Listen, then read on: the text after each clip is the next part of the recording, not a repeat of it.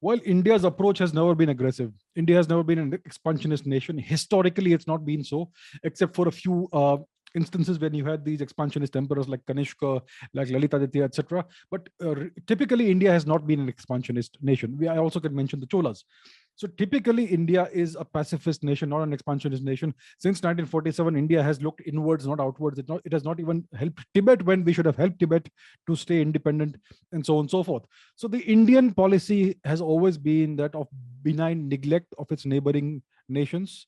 It's never interfered in the internal affairs of its neighboring nations. It's never had any territorial ambitions, any hegemonic ambitions.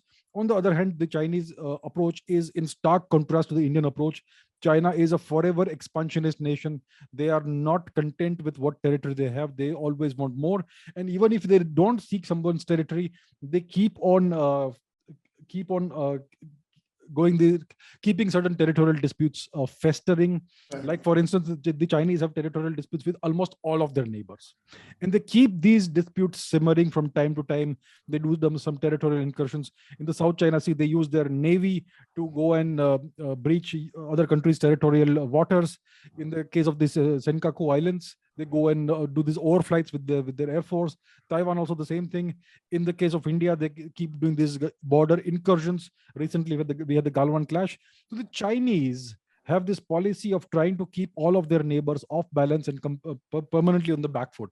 So they have a very aggressive foreign policy, and clearly that is in line with their hegemonic ambitions of one day in the next 20, 30 years becoming the overall global hegemon and to displace and replace the United States as the sole superpower. So if they are able to achieve that, they will not be a benign or benevolent superpower. They're going to be one that will extract a pound of flesh from every other country that they consider to be their vassal states. So that is the difference, the contrast between the approach of India and the approach of China. But that has made China a lot of enemies. Nobody trusts China. Nobody feels secure with China in their periphery or by having China as their neighbor. On the other hand, with India, no one is afraid of India. Right? No one is scared of India, that what is India going to do next week? That sort of a situation is not there. So there's a very significant, stark contrast in the approaches of these two Asian giant countries.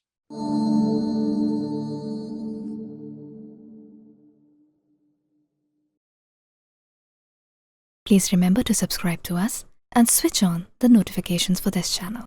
For our other social media links, more content, and to support our work, please visit citti.net. Dhanyavad. Namaskar.